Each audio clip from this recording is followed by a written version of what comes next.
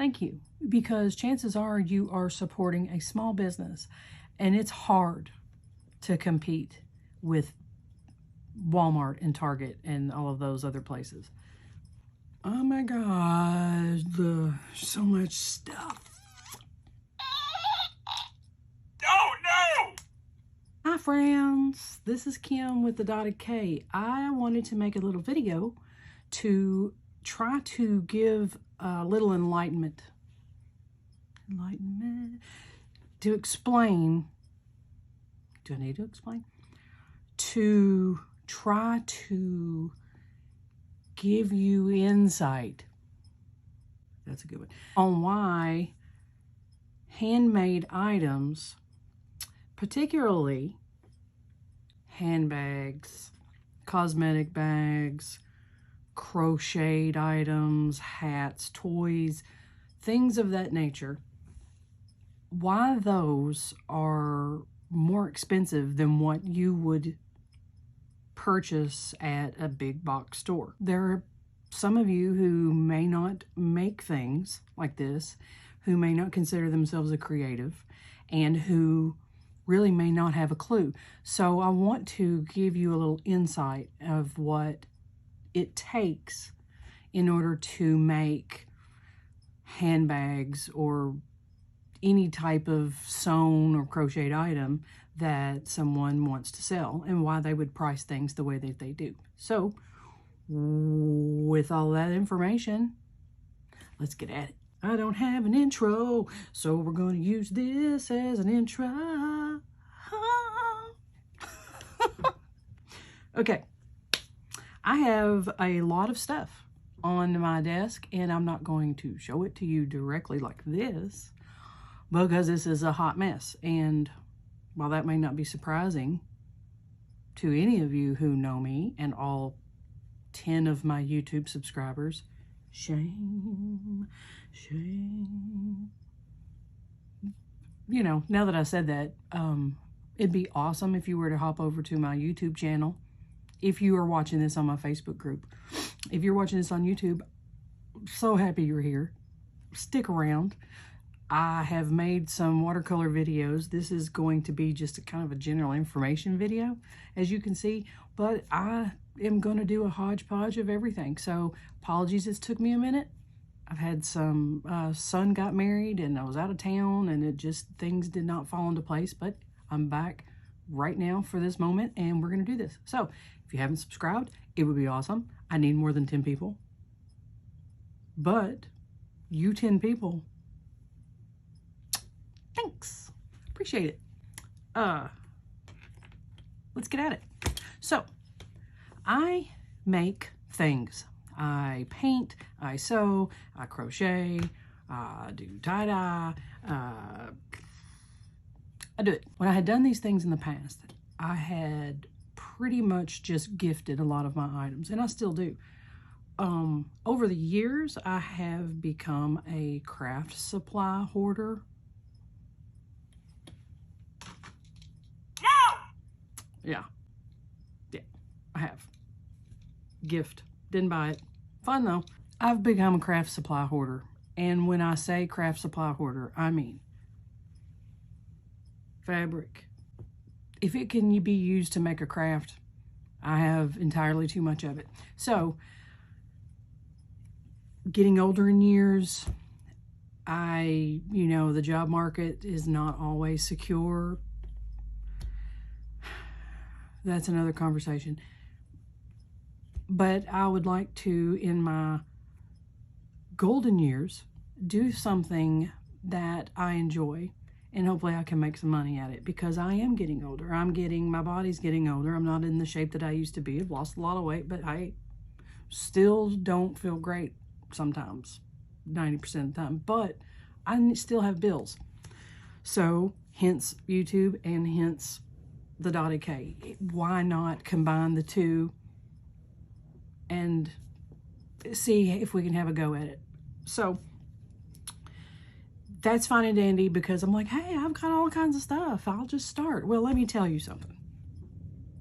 A lot goes into making things to sell. I want my items to still give off a handmade feel and not look like a big mass production. However, I want them to be professional. And when you go to do things like that, it costs money, and it takes things that probably the average Joe just doesn't have lying around. Or unless you're like me and you probably do, but you know, so I always wanted to share with you guys a few things. I took some notes, so if you're looking at my page, that's why.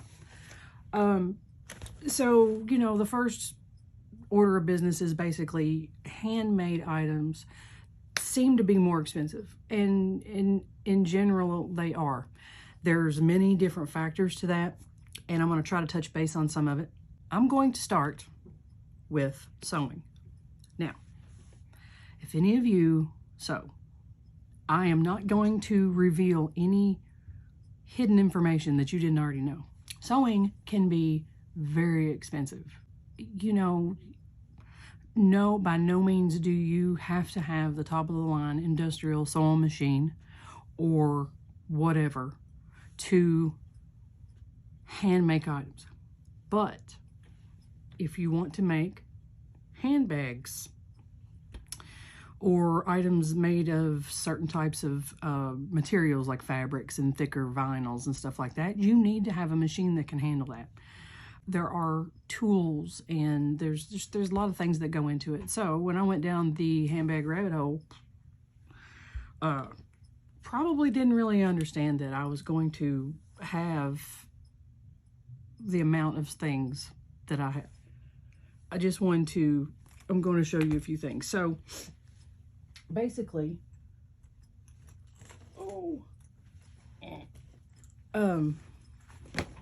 you have hardware. Hardware is this type of thing.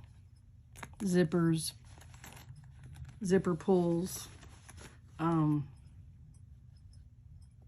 these little D-ring holders that would use to attach your straps. I'm going to show you some more because I have it all. I've got it all on my table. Got it all hanging out on my table. So depending on what type of handbag, you know, you could have metal buckles, plastic buckles.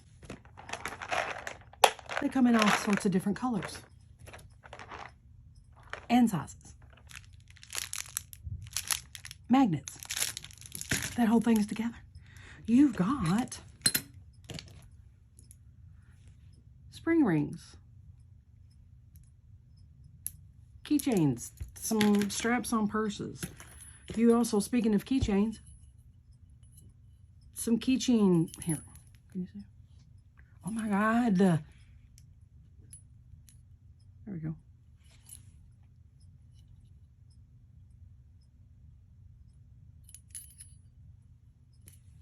Key fob thingies. Google that. It will probably come up. Or swivel clasps. I think that's the technical name for them. Oh, different types. Circles. Different shapes. Different sizes. Different colors. Oh, gosh. You got it there. And when I very first started deciding what colors of hardware I was going to use, I kind of went a little crazy. I went crazy. And I decided, well, I'm going to have gold and silver and antique gold and rose gold. And those were the main four. And then I came across gunmetal like that. Then the big thing was black. Very hard to find it at the time, but now you can kind of find it a little more. So I went down a rabbit hole, and I've got hardware, the majority of those colors. There was these colors right here, like I just showed you. That's rainbow. The price of rainbow stuff is dumb. I don't think it's worth what I'm going to have to charge for it. So I'm not covering it, or I'm not carrying it. And unless a lot of people really want it, that's just my stance. The triangle connectors. zipper ends, strap ends, swivel clasps for purses or wallets, whichever. These strap swivel thingies that go, I'm putting on some wallets for wristlets. These thingamabobs, buckle slides, I think they're called tri-glide slides. I don't know. I have 3 different sizes of these because this is a 1 inch, this is a 1.5 inch, and I have a 3/4 of an inch for cell phone pouches, because those others, they're too big. I mean, nobody wants a cell phone with a strap this wide. So zipper pulls, those purse thingies, I think I showed you those. Tassel ends. I mean, this is just hardware. Tassel caps, another tassel cap. Did I mention zipper pulls? I did. Oh, what does that lead us to? That leads us to zippers. Oh, zippers. This is, I don't use pre-cut zippers or zippers with the ends. I use zipper tape. Zipper tape. So there's this zipper tape. I have so many colors because guess what? You have metallic that goes with different things. This isn't going to work in everything. This isn't going to work in everything. That's awesome. This work in most things. But what if I don't want to use gold hardware? I mean, then you got different size zipper tape, which these are better for smaller items, smaller pouches, smaller little zippers. You don't want a big ass zipper with a little bitty pouch. I'm just saying. No! Don't want that. So, fabric. The cost of fabric today is dumb. The cost of everything is dumb, but fabric is expensive. Fabric, I don't know. That probably is the most expensive part of an item, because not only, I like to use quilt cotton just because I love bright, fun colors, and I love to use, you can experiment and you can put so much stuff with quilt cotton as long as you treat it right. And you know, you use it appropriately, you use it the way you should. And so I just love quilt cotton. Quilt cotton from this designer, which if anyone sews handbags or any kind of fun things, they probably know who this is. This is Tula Pink. This isn't Tula Pink, but this is her design. And she has some of the most fun things. So this is the benefit of quilt cotton. Let's see, there's another benefit of quilt cotton here.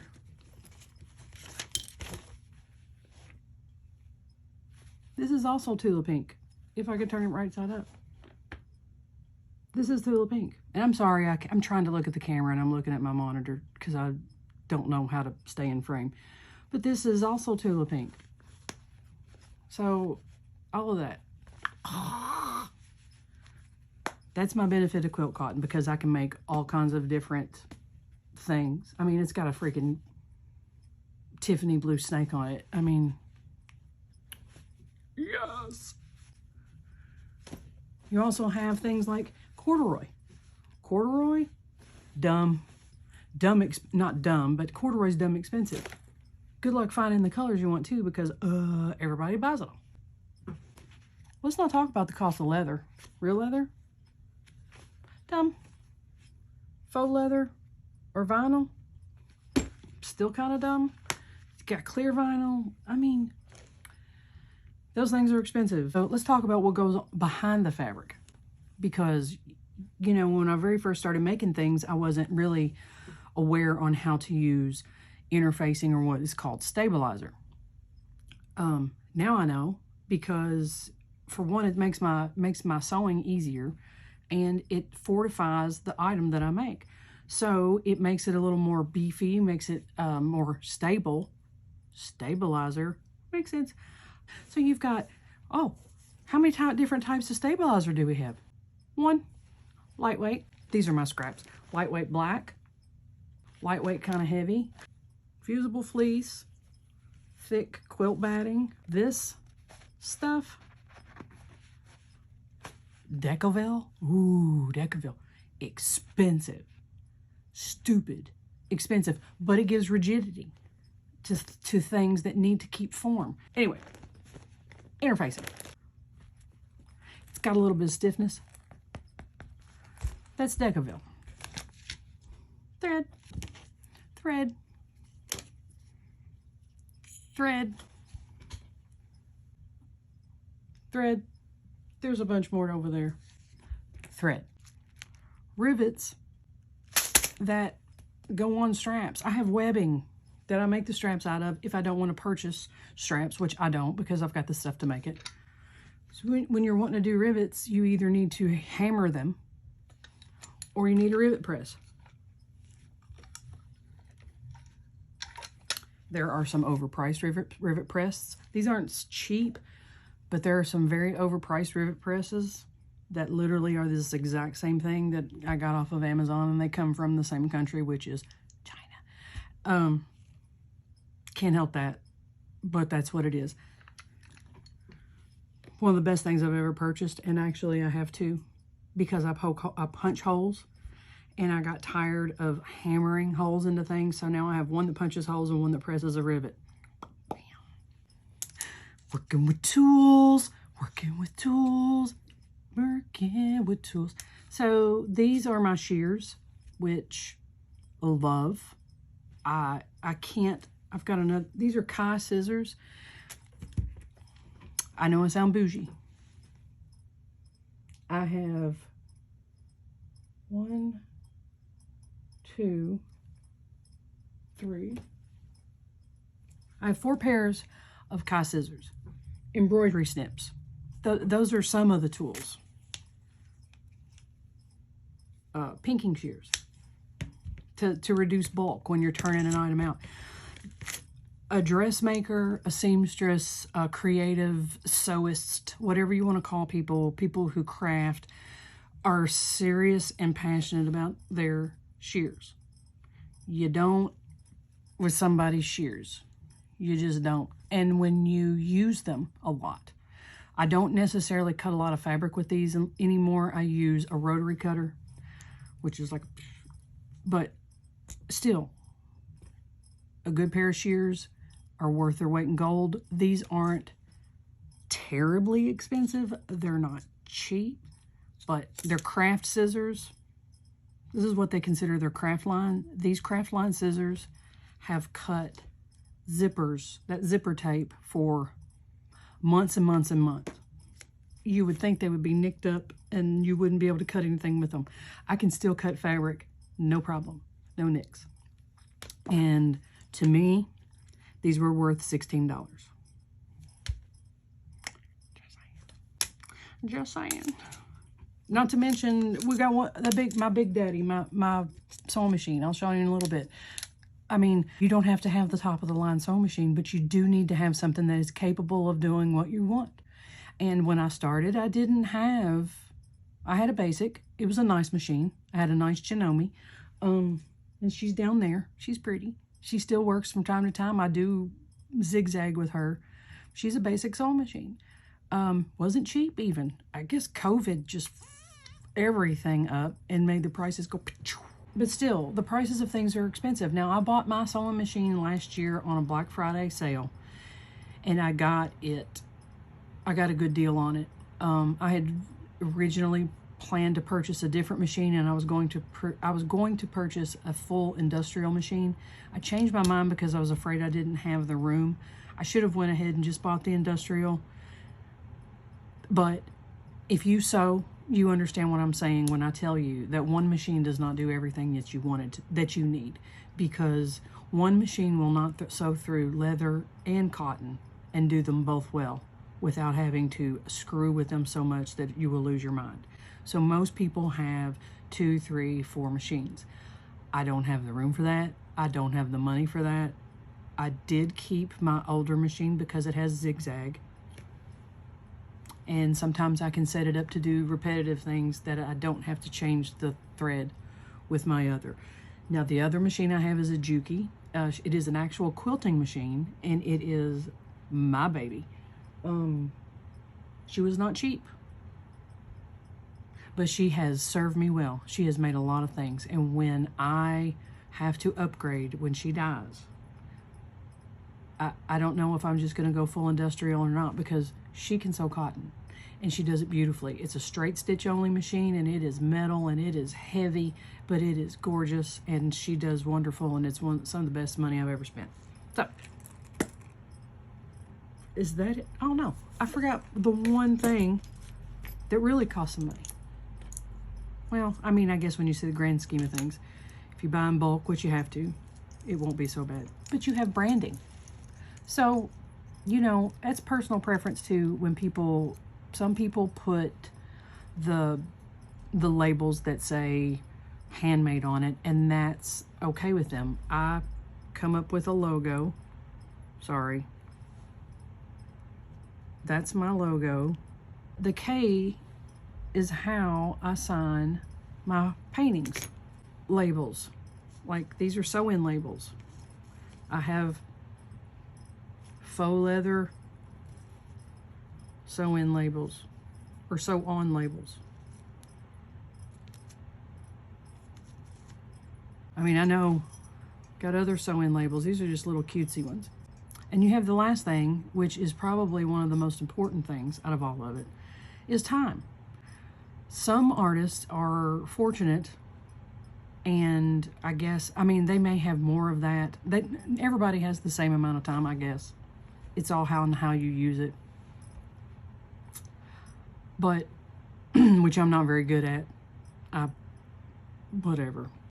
When I price my items, I don't necessarily price. I do take into consideration how long it takes me to make something. I'm not very fast. Some things I am, but I am such a perfectionist that I go slow sometimes on purpose. So I don't really charge by the hour. If I get really, really, really good and confident at something, I might. And I do take into consideration how long it takes me to make something. I will say that. But I don't really have a set price per hour yet. A lot of people do. Okay, this is pretty. This is one of my corduroy purses that I made. In order to make something like this, you have to cut the fabric, you interface it, you do your zipper, I mean, all of these things. So it goes into more than just sewing it. You have to prep the materials, and then you sew it. Some people do batch sewing, where they sew 5 of the same thing and they sew each piece at the same time. I've tried that. I don't see that it goes any faster for me. If anything, I make more mistakes because I lose my place. But anyway, there's sewing. Let's go to crochet. I love crochet. I love yarn. I love stuff. I love stuff. Got some beanies that I am not done with yet. So this pretty. These are going on though. Oh my God. Look at that cute little papa. Look at this one. Ugh. Crochet. Kind of the same deal, just not as many materials. You've got the obvious. What do you have to do to crochet? You gotta have yarn. Yarn. So you got different types of yarn. You have acrylic yarn. This is pretty. You have cotton blend, which I love. This one's so soft, but it's not real stiff like what I have to use to make dish towels. This is like a pretty wool, depending on where you buy that. This come from, I want to say Denmark. It's a I think that's where Hobby's from. But that's the brand of this. And it was actually very affordable. Shipping was great. Beautiful. Yarn is usually made in Turkey. You can get it, I mean, you can get it anywhere. You can get it at Joann's. You can get it at Hobby Lobby. You can get it at Walmart's. You can get it at the Walmart. But it's yarn. And yarn used to be stupid cheap. I mean, you're talking like a couple bucks for that. Not anymore. I mean, it's still, this is one of the most affordable brands. There's ways to soften it up so it's not itchy. This is like a wool band. You can get alpaca, all these crazy mohair and yarns that I don't use because it's hard to, they're hard to work with for me, and they are expensive. So you have the cost of yarn. Like this, you can either buy these pom-poms or you can make them. Then you have some tags, if you branding on these too, which, you know, that's what these are for. You have your tools that go into crocheting. You have crochet hooks. Now, by all means, you can crochet with the straight metal hooks that you saw your grandma using. There is nothing wrong with that. If that doesn't hurt your hand and you like it and that's what you've got, then you have at it. You have at it, sister or brother, because you're bad ass. I can't anymore. My hands won't let me. So when I go to crochet something, I don't have one up here. My bad, sorry. I use a certain type of crochet hook. I use a furls is the name of it. I have different types, but they're different shapes. You have different shapes of crochet hooks that will work with different types of yarn. That's it. They won't all work together. I mean, I guess they will if you have patience of Job, which I don't at all. So I have different crochet hooks. And then with the big thing with crochet is time. It is very labor intensive. I have a knitting machine also, which do the Addy that does the hats. I can make an Addy hat, either whether it has a pattern or just straight knit, in about an hour. Puppy dogs barking at somebody. Hey, it's okay. But this hat, or this cap, this one didn't take me that long, really, about 5 hours. Which there are people who are way faster than me. And this was a smaller hook because I really wanted to be able to see the pattern without a lot of spacing. So it varies. So you've also to bring into consideration where you live. Where you live will determine and drive what you can charge for things. And I am new at this and I'm trying. So if my prices seem high to you, I apologize. And the best thing that I can do is I look at items that are similar to mine. I look at them on Etsy. I look at them on eBay, on Amazon. Of course, Amazon isn't like a big box chain store. I can't compete with that. Most of you guys know that. I don't have a factory. I've got one sewing machine, two. Well, I'll only use one at a time because I can't use my hands and my feet at the same time. So there's that. I did touch a little bit on the locale. You have to price items based on where you're at, unless you just have a huge social presence, which also brings me to my next one, which I have been terrible at for the past couple of years. Yep, that's what it was. That's what it is. I haven't been on social media a lot. I was on social media for pretty hot and heavy for a good while. And, some things happened in my family that just kind of set me, my dad got a little sick and I didn't care. Didn't want to be on social media. I just, political stuff's going on, COVID's going on. And I'm like, none of that matters because my dad's sick. And so I just kind of got away from it. And I'm really struggling to get back into it, but I am trying. But you have, with your social media presence, some of that stuff can be free, but some of it's not. You have to pay for advertising sometimes to get out in front of people. You also have the time it takes to do those things, unless you just are, 15 and 12 and you are on it, TikTok, and you know what you're doing. And then you have if you want to have your own website or if you want to sell on another platform. I have been asked if I have an Etsy shop, and I do not. And I am not going to open an Etsy shop. And I'm going to tell you why. Because Etsy is really bad about just shutting shops down for no reason whatsoever. It's kind of a dog-eat-dog marketplace where you have people who... Etsy started out as a really good thing, where it was all handmade. That's what it had to be. Had to be handmade, retro, or vintage items to be sold. It is not that anymore. It is a lot of drop shipped shit. Excuse me. it's drop shipped shit. Say that 10 times. Drop ship shit. Drop ship shit. And if you don't know what drop shipping is where, you know, these places that sell t-shirts, they, you know, with all these sayings and all these things on it, those shirts, those people don't have those shirts in their house or in their warehouse. Some do. 99% of them pay another company to print them. That company prints them and ships them to you. So the person selling them doesn't even see them. That's drop shipping. That's what I don't do. I won't do that. I want to see what I'm selling someone.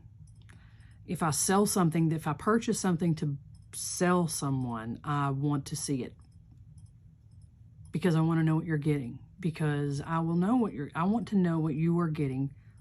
You know, for one, I have to protect me and I have to protect you. So, there's that.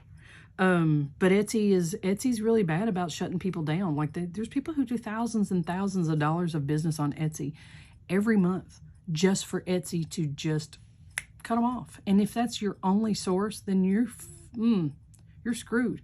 And if you do sell on Etsy, you've got seller fees, which is fine. I sell on Poshmark.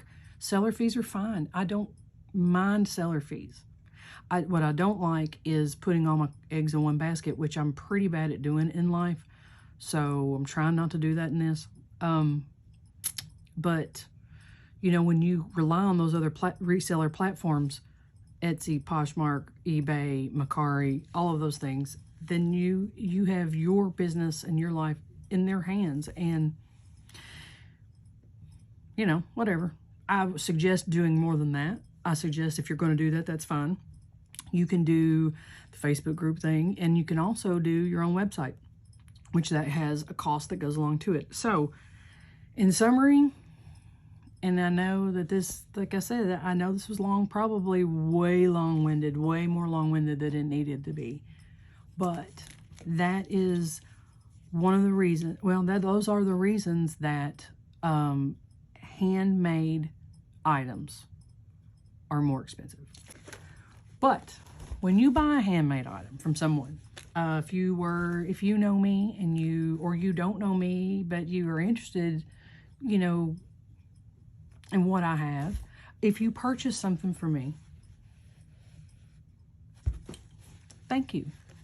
Or you purchase something from another creator, thank you. Because chances are you are supporting a small business, and it's hard to compete with Walmart and Target and all of those other places. You just can't. As a small business, you can't. And every sale that you have or that you place with a small business, I guarantee you, each small business appreciates you more than you know, no matter how small or how big that purchase is. So, having said all of that, I want to thank you for joining me. If you managed to hang in there this long, if you hung in there like a hair in a biscuit, you rock. Apparently you like what I have to say. You know, hit the like button, the thumb. Put some of that, give me a little pushy push on the thumb. Subscribe, consider subscribing. That'd be awesome. I need people. Maybe I could afford to have an intro and an outro one day. But anyway, Thank you for joining me. Consider subscribing, share with your friends if you think they'd like it. I've got a Facebook group. It's not huge and we don't do a whole lot, but sometimes we do. I mean, you don't know what it's going to be. So I will see you guys again soon. I think I might do a sewing video next. I did a couple of watercolor. I did a couple of watercolor videos. I may do a sewing video. I don't know. I may do another swatch video. I don't know. I'm not sure what I'm going to do. But anyway, again, ramble on. Time's now. Sing my song. I appreciate you being here, and I don't have an outro, so this is me telling you I'll see you next time. Peace out. Bye.